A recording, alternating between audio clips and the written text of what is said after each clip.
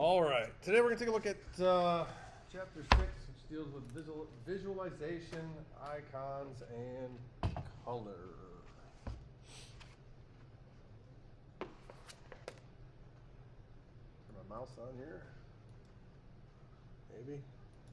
There we go. All right, so as we get working in here, we're going to understand how images are classified and depicted. We get in and start looking at them. There's going to be certain parts of it, certain elements of it that may show up or have you classify them a little bit differently. We'll learn about signs and symbols. We'll study the basics of designing icons. What do we need to do? Starting to look at sizes and things along those lines. Become familiar with media methods and visualization. Learn about image creation, selection, and manipulation. We'll also start to look at grasping your visualizing forms and be able to become conversant with drawing for designers and graphic interpretations. And lastly, we're going to really get into beginning to learn to design with color and what is it that we're going to use and how is it that we go about creating with that. We get into color and start thinking about color. We do have to be aware, of course, of the different areas in which we are going to be placing our content to. So we start getting into our image classifications and depictions. So we go and we start looking at our notation. So a linear, reductive visual that goes about and captures just the essence of what exactly is that subject that we're using. So when we get into dealing with notations, it's all based upon minimalist. How can we go in and really simplify what it is that we are working with? Pictographs. So this, it's an elemental universal picture. It denotes an object, an activity, place, or person captured through shape. So when we go through and start thinking about pictographs we see around, no smoking sign is one of them. Start thinking about handicap parking. Silhouettes. And this, we're looking at the articulated shape of an object or subject. It's taking its specificity into account. So as we go through and start looking at it, we're going in there and beginning to get more specific as to the shape and that we're working with. So we go through and we start creating silhouettes of characters. We're choosing a position, we're choosing a way in which we're seeing that silhouette that's going to identify to us who it is. We go through and we just deal with a basic cutout, say of a person. We don't know who that person is. If they have certain identifying characteristics that we know from that, then we can go ahead and we can adjust them to be able to see and better define who exactly that is. Linear, the line is the predominant element, so we use that to work to unify our compositions. So as we go through and we begin to use that line, we're also then going to use that to describe shapes and forms. We start looking at physical line on the page versus the line in which we are viewing something. Contour. So we start looking at the shape or form that's depicted through the linear outline. So we start thinking about silhouette. Silhouettes are going to be typically, of course, a solid shape. We start dealing with the contours. It's just the outside line defining the boundaries of whatever object it is that we have.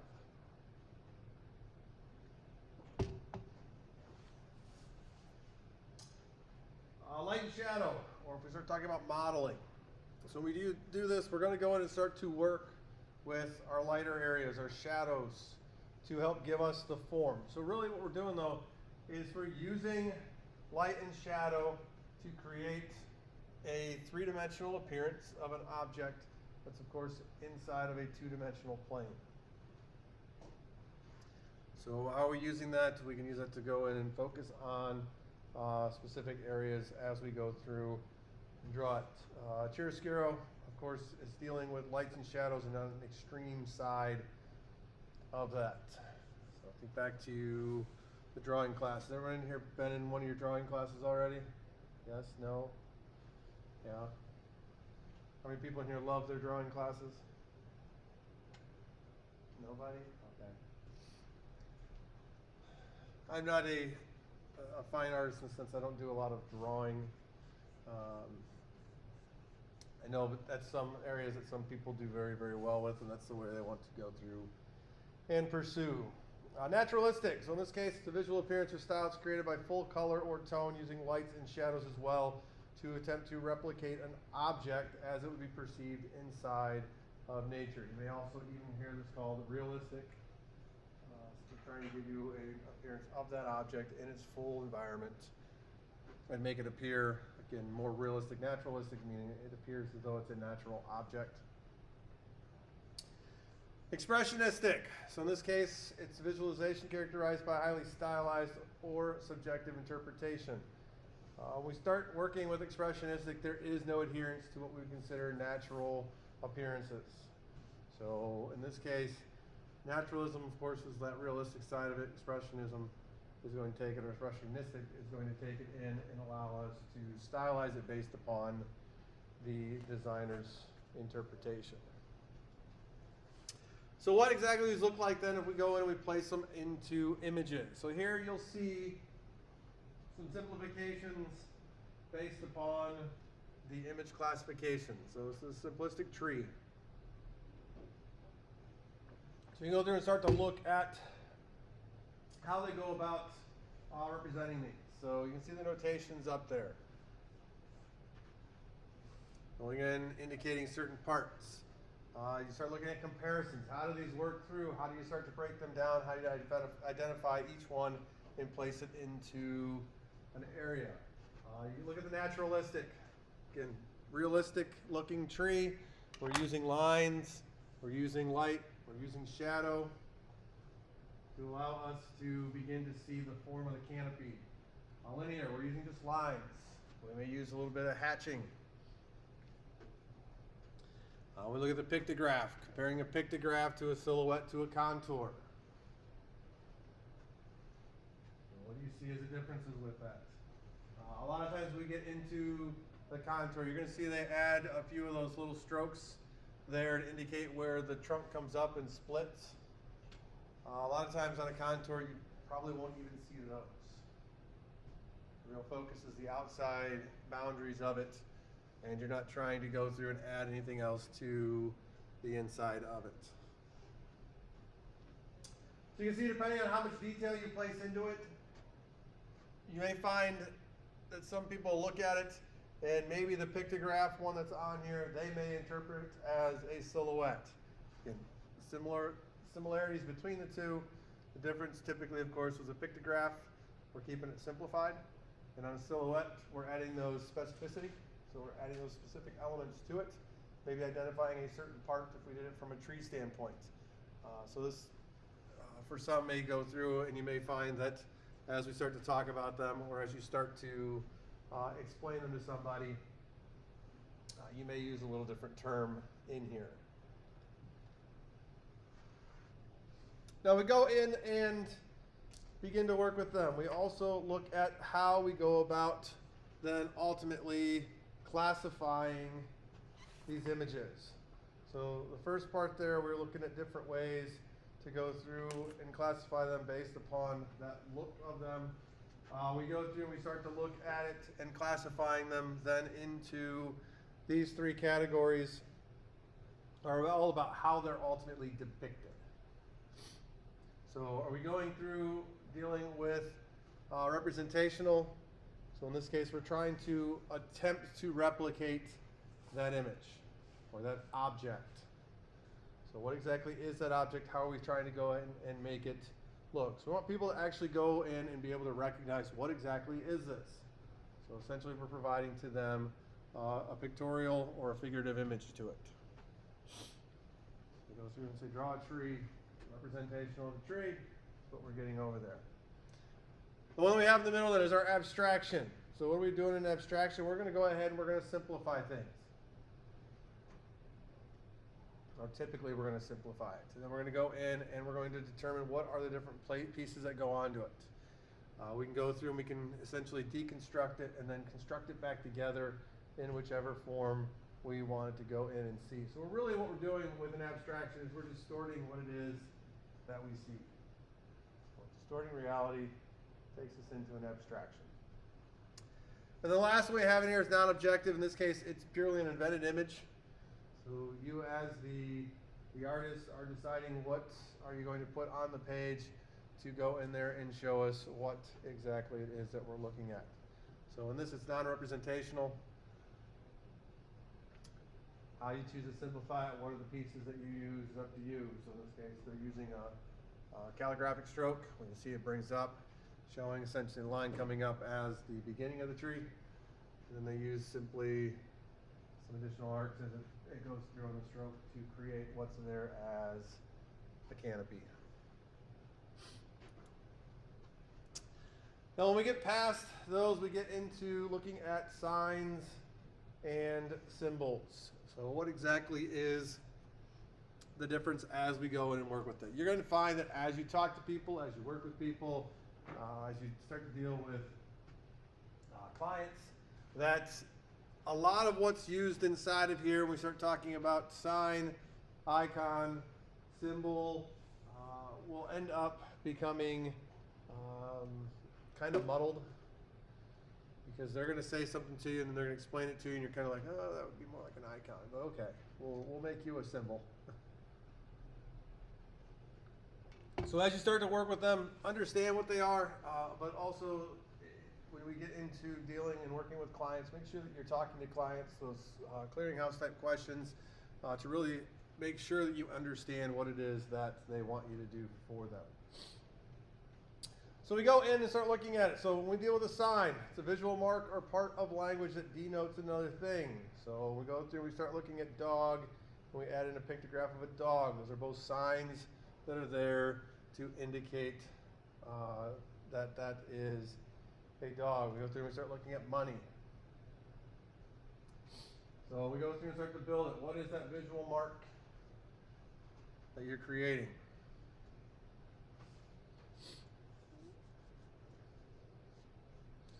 Next would be an icon. So we start getting into an icon. It's a pictorial image or symbol used to represent objects, actions, and concepts.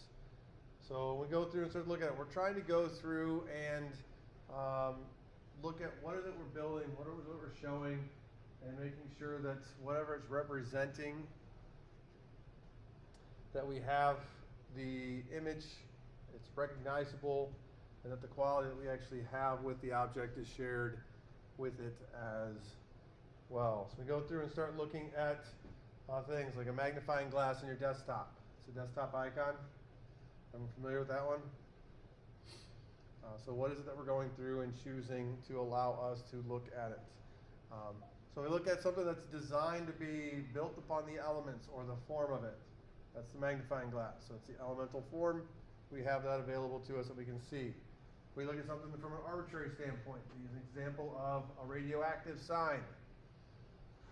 You know, what you're seeing on there isn't exactly what's happening. It's not an exact representation of something being radioactive, but that's the icon that has been built to actually go through and show something that's arbitrary. And then we also have things that are symbolic. So using a lightning bolt for electricity. You know, it's not telling us that if you touch this, you're going to get struck by lightning. We're using a lightning bolt. It's a shock sense, visual representation of the hazard that exists. So as you start to think about what is it you're creating, what is it you're using, why are you using it, think about what is it that you've gone through and chosen for that. We start looking at an index. It's a sign that signifies through a direct relationship between the sign and the object without describing or resembling the thing that is signified. So an example for that would be using a leaf to indicate trees.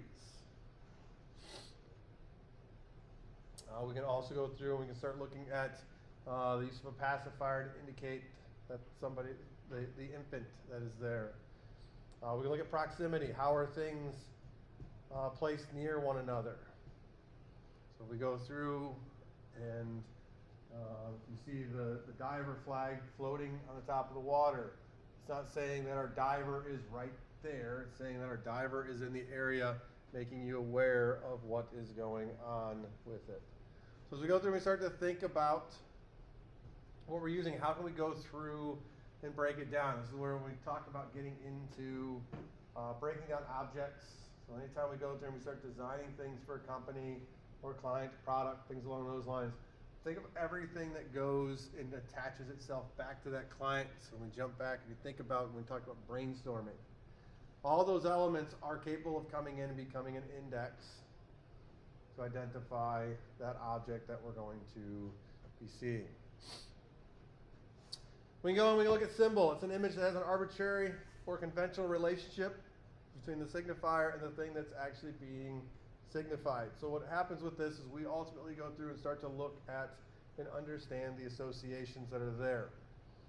So we learn those associations. If people don't understand what they are or haven't been exposed to them, then they may lose what exactly is there. So we can look at this as a dove, would be a symbol of peace. We can start looking at spoken or written words as well. We get into dealing with symbols. There's also using the word as a symbol. So how you choose to go about writing it, the choice in typography, if you add textures to them, things along those lines, how does that go through and begin to work? Now there are other symbols that they actually classify as super symbols. With those, that's where the dove idea kind of starts from, but we get into a cross for Christianity, the phoenix, having the phoenix rising up out of the fire, talking about eternal life. And then as we start to look at different areas, with associations with Egypt and the Ankh, the Star of David for Judaism, the peace symbol, those are all things that we play back, we understand, and have that essentially universal meaning as we go through and view it, regardless of our upbringing. Most of us can identify what each of those ends up being. So we go through and we start to look here. So we have our icon. So there's our tree as an icon. We set down there, we have our tree as an index. So in this case, we're looking at the use of a leaf to symbolize our tree. We have word as a symbol. And lastly, down there on the lower right, we have the symbol of a tree. So when you start to think about how are you using these things, we go through and start thinking about mapping objects out. How can we choose something to indicate that's what it is? Now, most of the time we go through and do that, we're ultimately going to have a legend somewhere on there explaining to us that the leaf indicates the location of, trees. If we're in an area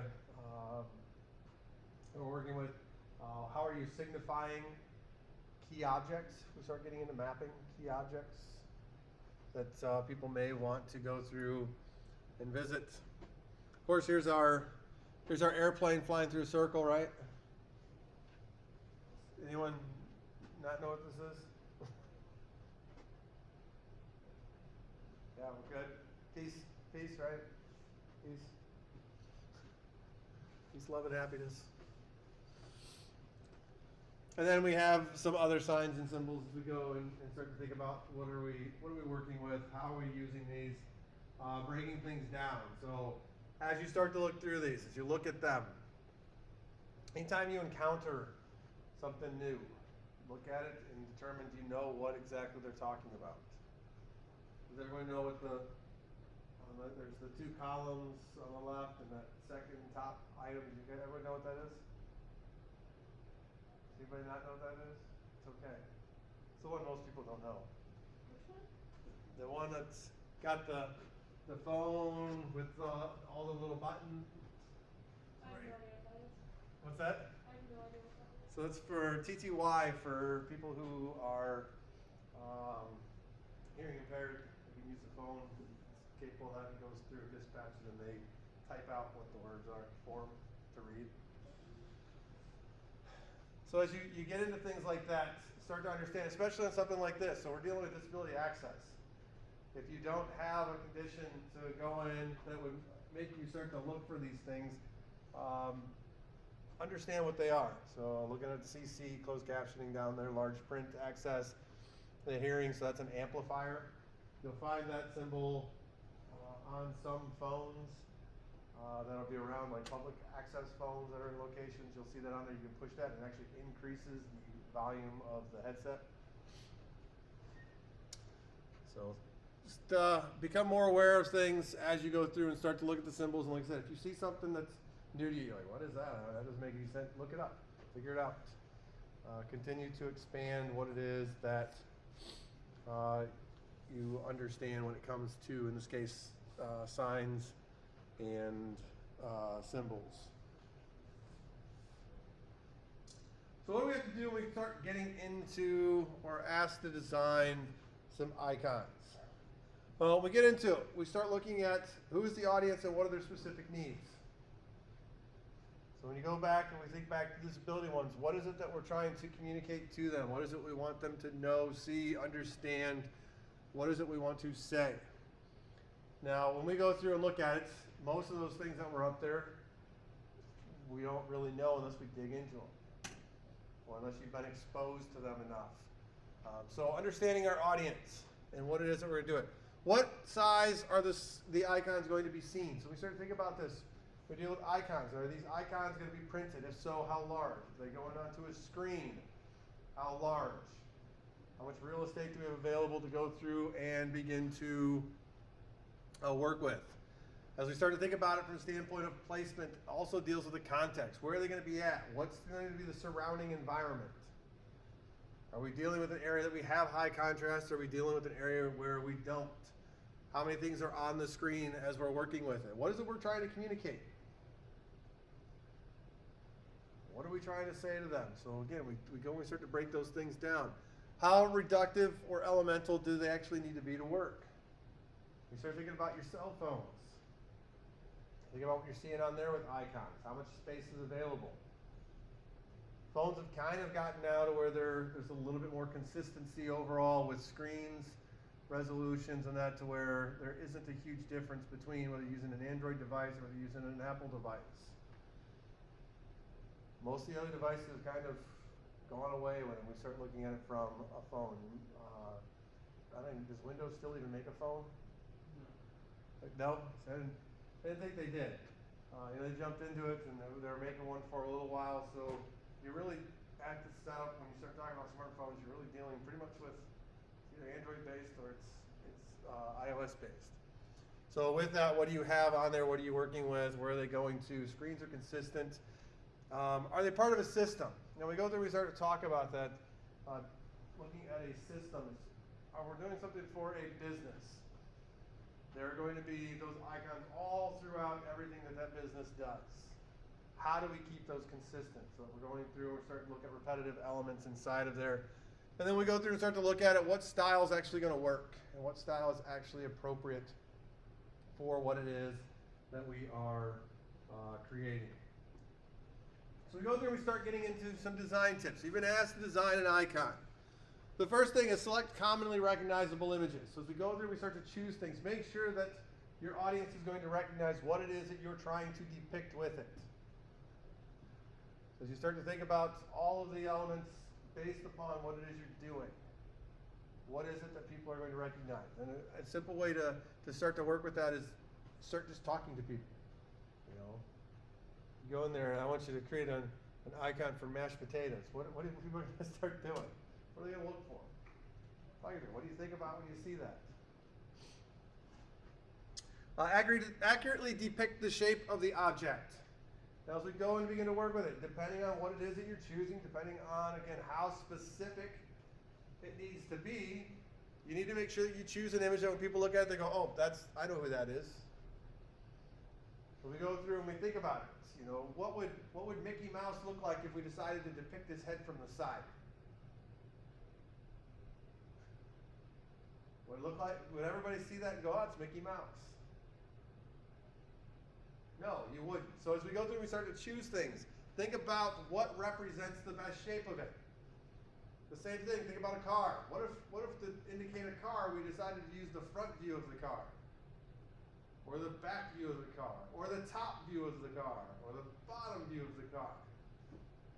Why do we choose the side view? Because it's the most recognizable as we go through to select it. Aim for something that's an elemental form. So as we go through and we start to build it, we start to think about it, we start to work with it. If we go through and choose something in its most elemental form, the nice thing about working in the elemental form is that it's going to allow us to keep a simple view of what it is that we are working with. So I want to stress that that's like the key to this is don't think about details, details as you go through and start to build an icon. The goal for us is to keep it as elemental as possible. As I mentioned, represent an image from its most characteristic angle. Choose what people are going to see, people are going to recognize, people are going to identify with.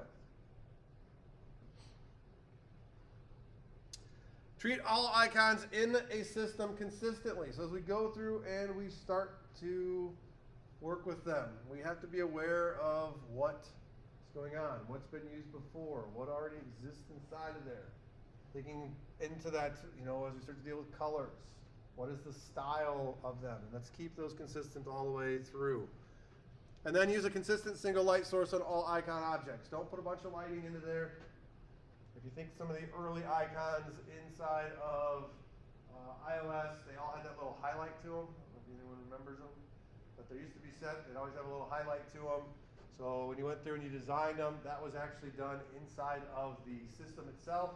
So once you went through and created the icons, you uploaded them through Apple. So if you created a mini little app, you uploaded the icon into Apple. Apple used to have, I think they now just take one icon and the system scales it for you.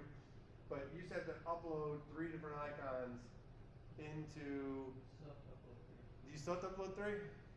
See, I haven't put anything into the Apple Store and stuff in a while, but it used to be, you always had to do 3. You still have to do 3, but when it went and put them in there, you didn't have to worry about where the highlight was at. The system automatically went in and put it in there, so as soon as you loaded up the app and put it on your phone, you'd see it there and it'd have the little highlight to it. So when we go through and we start to think about it, single light source on them as we go through and work with them. Now we go through and also work with the icons. The other thing to make sure of is that you think about how are they going to look with a white background and a black background. Depending on the device right now, depending on what the controls are, you have the ability to have a light or a dark view. So if it's on the light view, that's when you're going to have either the gray or a white background. When you go in the dark, it's typically going to be a dark gray or a black background. So make sure that you can actually see your icon on both the lights and the darks. And then also go through and play with it. With Apple, you do still do with 3 icons. Look at the different sizes of it. So scale it up, scale it down. Think of everywhere it could possibly be used.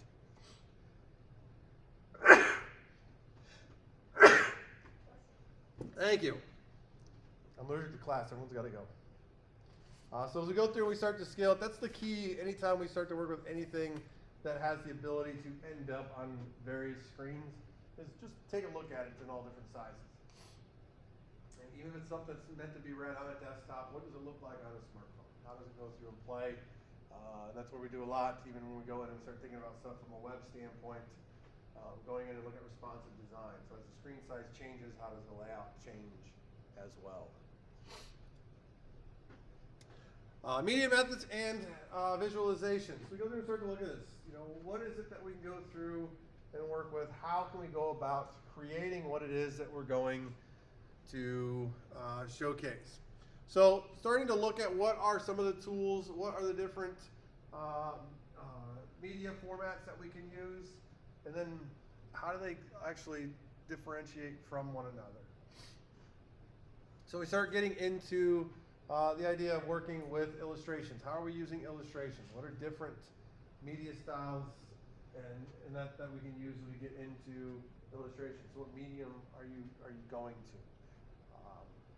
Look at, if I choose gouache, what does it look like versus acrylic versus charcoal versus oil versus graphite? So think about all those things that we go and we start looking at the illustration. So what are those techniques that we can go through and replicate? We start looking at Photoshop. Photoshop is just darkroom techniques in a digital format. That's really all it is. We do things very, very similar. The technology that it's replicating is consistent with what we'd see in a darkroom technique. So when we go through and we start working with illustration, what is it we're trying to do with the illustration? What is the method that we're trying to illustrate as we go through and build it? Are we talking about drawing? We start talking about drawing when we use those tools, the charcoals, the graphites, We go and we place those. What is the substrate that we're actually putting it on? What happens with that? You know, what happens between a hot press and a cold press? You know, what is our paper choice? A linen paper, if we write on it, what's it going to look like? So really think about how all of that goes into the illustration part of it. As we start to deal with photo montage, as we go through and we start to build those up, what is it that we're using for that? Photography. So we start thinking about photography. How are we taking the photo? How are we processing the photo? What are the additional tools that we can use, dodging and burning, to build these up? We get into motion graphics. What are we making move? How are we making them move? Graphic interpretations, mixed media. We get into mixed media. Don't be afraid to experiment. One of my college roommates, he worked through on his thesis for his MFA in graphic design. And he'd do prints and put bleach and stuff on it and let the bleach do its little work. He'd rinse it off, he'd scan it back in, and he'd continue to design over top of that. So what are some ways that we can go through and we can start to work with mixed media, collage, diagrams, maps, charts. So as we go through and really start to think about what is it that we're trying to showcase. Think about how all of these can play into it. Think about how all of these go through and impact or influence what it is that you are designing. So as we go in and we start to select stuff. Another thing we can also go do is we start to think about how we can alter stuff. Just because you have an image, just because you found an image, doesn't mean you have to use that image exactly the way we're currently seeing it. So think about how can we modify or change something. So how can we create some sort of alteration to what it is that we have on there, that we've gone and we've selected. Think about ways that we can go through and we can combine things. We start talking about combinations. We're talking about images, maybe images that are related, maybe images that are completely different from one another. What can we do with those? What can we work with? What can we showcase with these objects? As we go through and we choose to crop things. How do we want to crop things? As we decide to crop stuff, what's ultimately going to happen with that is it's going to allow us to go in and change the way that it is seen. We get into imagery. It's created by the designer. So in this case, you just go through and say, this is what I want to go in and do with it. So you can see something that's commissioned. So we go through and start to think about imagery. Imagery can ultimately be commissioned. Hey, I want you to create this for me. And I want you to go out and shoot images of this as it occurs. You can go through and select stuff. Stock images.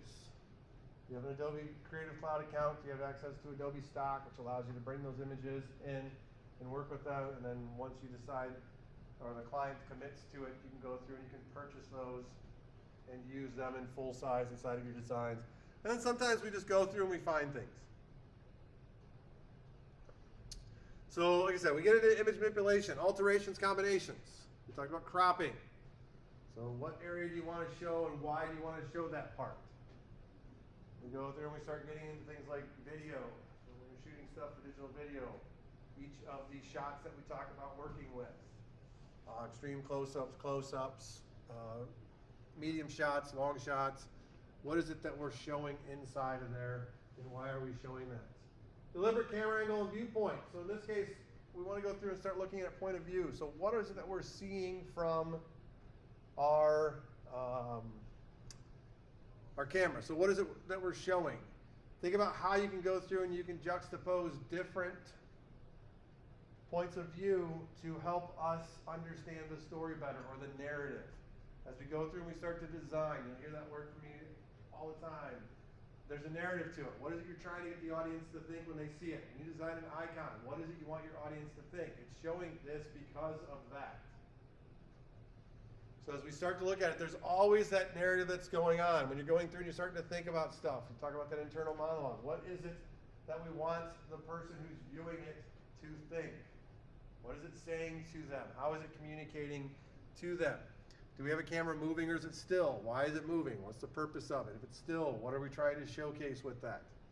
So as we go through everything that hits that page, everything that becomes part of that final product, whether it's film, so moving images, or whether it is actually just a static design, is communicating based upon everything that you go through and choose. Now, as we go through and begin to work with items, we need to be aware of copyright. There's a lot of places out there that we can go and find copyright-free images as we get into the public domain. So as we start to look at things, a lot of people want to go on the internet and just grab an image and bring it off and use it. From an educational standpoint, are we rather insulated from dealing with anything copyright-based? Yes. When we're doing stuff simply from a learning process inside of here. So as you do stuff in here to learn the tools, we're not going out and you're not generating anything commercially from it. So we are rather, again, insulated from the fact of intellectual property or IP rights in here. So be careful if you choose something. If you're working for a client, even if you're a student and you're working for a client and they want something, don't use copyright images. Now, when you go into Adobe Stock and that, they do have the capability, you can select them in there, and then you can, based on personal use or professional use, actually personal and commercial, I believe is how they have it worded now. So with that, if it's commercial based, make sure you're selecting the commercial base, which gives you the rights to reproduce it and use it elsewhere. Otherwise, you may find yourself using some music, using some images, using some illustrations, only to find out that somebody comes after you because now they're identifying it as being copyrighted material. Kind of like the Olympics, the band that did the one song that the US used for theirs. Now they're suing them for it. So look at what's happening as you go through and begin to work with it. The best thing is if you're pulling something off the internet is just to assume, especially if it's just a simple Google search, assume it actually is copyrighted to somebody else. So we get into drawing for designers and talking about some of the graphic interpretations. These are some different ways that we can go about visualizing. So these are some visualizing techniques that we can go to and work with. So we start to see light and shadow. Remember, we're talking about what are our highlights, what are our shadows. We're attempting to go ahead and give it some form, identify essentially 3 dimensions inside of a 2-dimensional space. We have our linear, we have our outline, we have our open. So you can see outline, difference with our outline or open doesn't go through and close the shapes. Outside of that, you'll see very, very similar in their appearances. We get into geometric. So in this case, instead of the apple being its natural form, they go in and they drop it down and make it look like a cube. We have our silhouette. Again, compare a silhouette and outline. The outline matches up with what we had before when we started dealing with contour. So once again, as we start to see those, as we visualize silhouette, outline, silhouette, contour, we start to classify them. So what else can we do with them as we go through and work? Spirals, so adding in the spirals to create the form. We have patterns. In this case, we're patterning, we're filling a pattern. When we start talking about that form, we refer to it as a concrete form in the sense that we've gone through and we're putting the pattern inside of a set physical shape. We have the icon over there. So in this case, we've gone in and we're working with the what would have been a silhouette. We scaled out what we have in the center to knock out the space. So now we've simplified this into an icon with that knockout area that's there.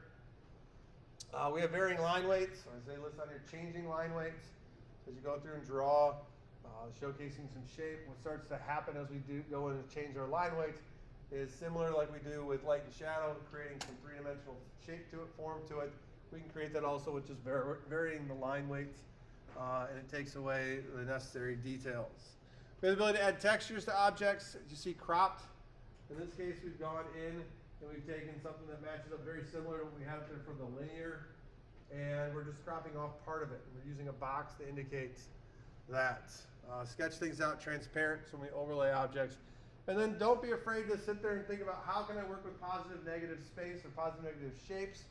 So in this case, we're dealing with an apple, we start dealing with white text on black backgrounds, typically referred to as either reverse text or knockout text or knockout type. So the same idea, think about what else can you do with inverting, creating that negative concept of shapes. This is where we talk about thumbnailing. Don't be afraid to go in and just sketch to put these ideas down. Think about each of these ways that you can go through and showcase a different object. Now as we go through, we start to build items. We need to think about how is it that we're ultimately going to present things. Presentation matters as we go and we start to work with it. Now what we have on the left and the right there underneath with the one with the fish and that is we have a photo that's mounted on a white background. One has a border, one doesn't have a border. As you start to work with that, you'll start to understand what happens with it. So what happens when we place an image on a black background? Any guesses? What you're going to tend to notice when we place something on black is that by placing something on black, it actually increases what we see as the contrast. So in this case, it goes through and it adds contrast to that image, whereas we work with it on white, it doesn't really do much to help the image. One of the major reasons why when we go through and start looking at galleries, they'll make you in competitions usually put it on white. Because if you put it on black, especially if it has vibrant colors and stuff, it's going to cause the colors to pop more. It's kind of a little trick to if they don't tell you which one to use, that it can help give your image just a little bit of a boost to it. Now we go through and we start dealing with printing. What we have here is we have an image. We talk about full bleed. Full bleed means that we have ink going to all of the edges of the page. We go through and we start to look at a partial bleed. You'll see it doesn't actually reach to the top of our page. We come over here and look at a full image. In this case, they're going through and allowing the image to come up and match all the way up to our edges. So we're showing a full image or a cropped image. So what is that we want to show? What's a reason why we don't want to possibly want to show a full image? Take a snapshot of something. Why might there be a reason we don't want to show the full image?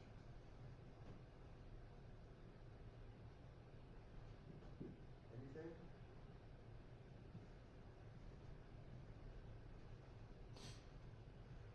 Why do we typically, let's go to this one. Why do we typically crop images? To focus on something. Right, to focus on something. So the reason why we may not want to show a full image is that there is something else in the image that is either going to be distracting or doesn't pertain to what it is that we're trying to communicate. So that's typically why we go through and work with stuff. There are full images out there that show the whole scenario where we want to see what the landscape is like and everything else. And then there's other times where we're going to go and crop because that stuff doesn't mean anything. So if we're trying to help you understand, so kind of think of it from the same standpoint, we jump over to a setting for video. We're shooting this nice ultra wide shot, establishing shot to indicate to us, hey, this is where we're at. We want you to know it, so we want you to see the full image. And then all of a sudden we want to focus in on just a portion of it, so therefore we crop it, we change the way that we actually have it all framed, so that way we can focus on the specific area that we want you to pay attention to. Then we go through and start working with text and rules. So when we look at a rule, some people will go through and they'll use a little bit of text to create a rule, or a rule is just a line. So we go through and we start working in apps such as InDesign, dealing with page layout. They'll talk about adding rules. They're talking about lines, not adding things that you got to follow. Add lines to it. We also talk a little bit about text and go back into typography, dealing with text has shape. Text has color, tones to it. So we can also use a small line of copy that when viewed from a distance is also going to work like a rule as well. Then of course we have our text in there and think about how exactly our text is going to work as we go through and view it. So getting into color. As we start to think about our colors and our color wheels and our color schemes. So we go through and we start to look at our the triangle that's on there, what's that indicating to us?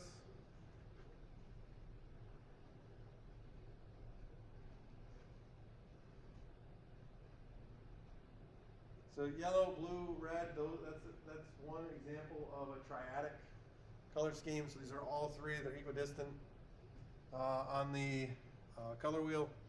So think about how we're using color. Yes?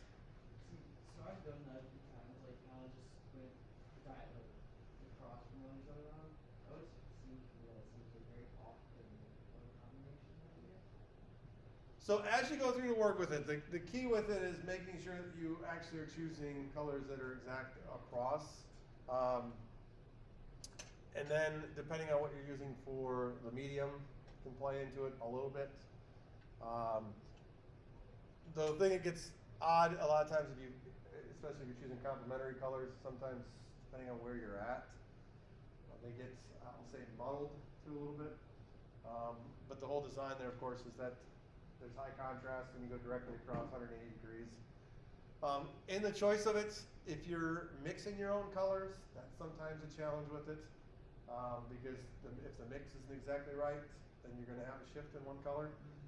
The nice thing though, as we go through, like if you work in Illustrator, for example, Illustrator can go in and you can choose triadic, and you can actually just spin it in there, and it'll automatically change each of the objects. It's also a quick way to go in. There's a bunch of harmonious color schemes that you can choose down the side. So it's a quick way to grab, copy, put it in there, change with that. A lot is good depending on your colors. Again, if you're dealing with it, you're actually printing it. To the printer, is it using properly mixed colors? If you're using a laser jet, how does a laser jet work? Because when we start dealing with printers, we start talking about bias. So that printer may have a cyan bias, which is of course going to make things a little bluer.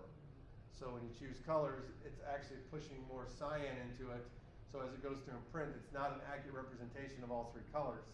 The one that's got the most blue to it is going to be the one that actually appears the most consistent. So there are things like that that come into play. On a screen, typically, of course, if you pick them on a screen, your screen color should be right on, as long as, again, that you have gone through and selected the colors based upon being equidistant. Our eyeballs most of the time just to read the code, so. Yeah, so I mean, if you run it in the code setup, you'd be able to go through and do that. And usually what ends up happening is one of the colors, when you go triadic, one of the colors usually seems off and the other two seem fine. Yeah, like sometimes say like the blue and the red always looks pretty good together. Then you toss that yellow into it, Right. it's just very off. So with that, you start to look at what is it you're trying to communicate with it, and then as you start to get to those, especially in that case, the yellow, obviously from an intensity standpoint, is going to be much brighter. So sometimes with that, you've got to dial down how much you use it to make it actually work. So we get into other color schemes. So analogous, choosing three colors right next to each other on the color wheel. Of course, as you start to split and move from your warms to cools, you'll get a little different feeling from that. So if we were to take this and shift this over, what do we start getting as we start getting some of those cools coming in? Again, a lot of it's based upon what's representing what it is that you're working with. Complementary, nice high contrast. As you play with those a little bit, starting to look at what's happening as we start dealing with tints and shades as well. We can go through split complementary. So we take one color, we go straight across the color wheel, and we jump over one to the right, one to the left. We start looking at warm colors. Now, as we go through and work with that, you'll see that we get all the way over there to the yellow-green, being on the warm. As you go through to choose these, sometimes context comes into play as to whether or not we're really thinking of it as a warm or a cool. Some may go through and try to push, all of the greens towards being cool. Again, it depends on what it is that you're trying to communicate with it. Like I said, triadic. Your primary color scheme, of course, is a triadic color scheme. It's the one that most people are aware of with it. So when we start talking about that, your primary is a color palette. The scheme is the triadic sense that we get from all three of those colors. And then we have tetradic. So we start looking at how these begin to play with each other. A lot of it's going to come down to how many colors do you need? And then what is it you're trying to communicate? What is it you're trying to show as you go through and use them? As you start designing, don't be afraid to play with these. Play with these, see what it looks like in each of the areas.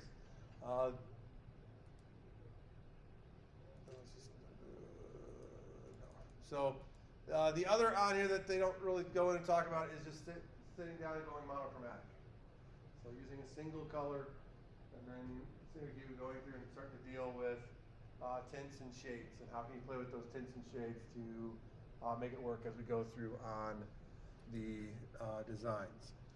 Now we can also use color as a focal point. So in this case, as we go through and choose something, we're looking at contrasting what is there. So in this case, we go through and we use the green there. Let's just say this is just the solid green. The other ones have all been shaded. So in that case, we went in and we added black to them to darken them up. So this allows us to go in and focus on that area. So we go through and we start to work with a page and we choose an image. If we choose an image that's going on a dark page, it's really light, it's going to draw our focus to it.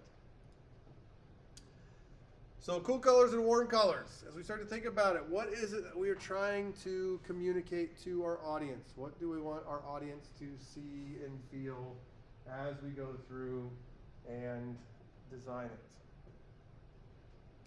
Also start to think about what happens when we go through and we view colors.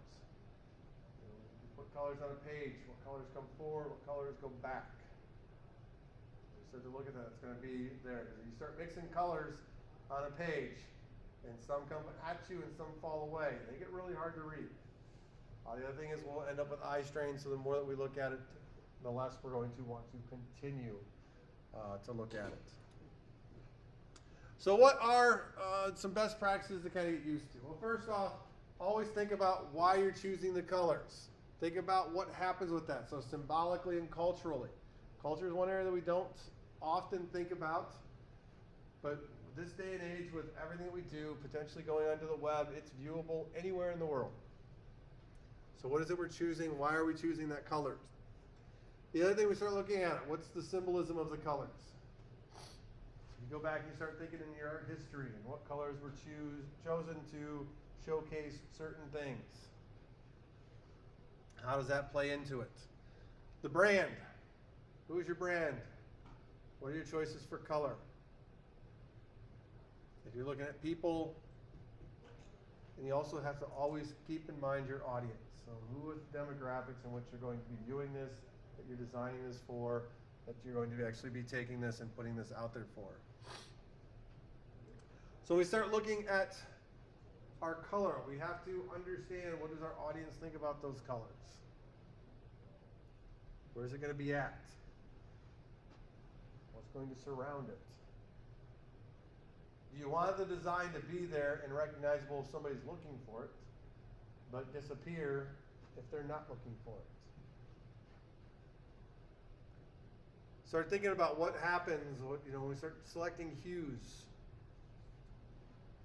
What do we think when we see those hues? What values are we going to use for it? Are we working with neutrals as well?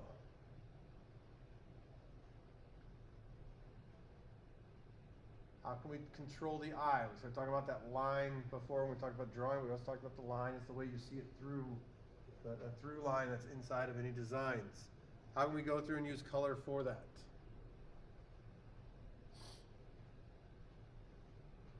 If you're designing something that's going onto a white page, you're using black text and using an image, the actual colors that you have inside of that image are going to determine whether or not we see the image first, second, third, so on. As we work with the text, remember text also creates color. As we put block of text together, it creates then a tone that we go through and see. How does that compare to the image itself? Are we viewing things the way that we want to? As we go through, we start to work with it. Color is probably the easiest way to go in and establish correspondence among graphic elements. So how are we going to use it? It's a unifying structure. We've chosen color. We go through and we start to think about USA Today. I don't know who's read the USA Today, but with it, everything's based on color. So if you're in sports, everything is red. So all the headings and stuff are red on the top of the page. page numbers and that all pushes red. If we're in entertainment, it's purple. So how can we identify and use color to help us understand what's there? It creates that theme for us. So we know that we're going into it. This is what we're looking at. This is how we're going through and working for it. As I mentioned, USA Today is by far the one that always comes to mind when we start talking about identifying exactly where we at inside the publication. Now, other ones do it as well. So what are the areas that you're in that we're seeing, and how are they using color to represent it? The other thing we also have is color communicates to our audience based upon, again, location. If we go through and we start looking at buildings and we classify colors in a building when you're in a certain area, as you walk into there, as those colors change, you know you've just transitioned into a different spot. So as you go through and you start to design and think about everything that goes into what it is that you're doing, really look at what is color doing for me and how am I showing what exactly is going on and where exactly we are at.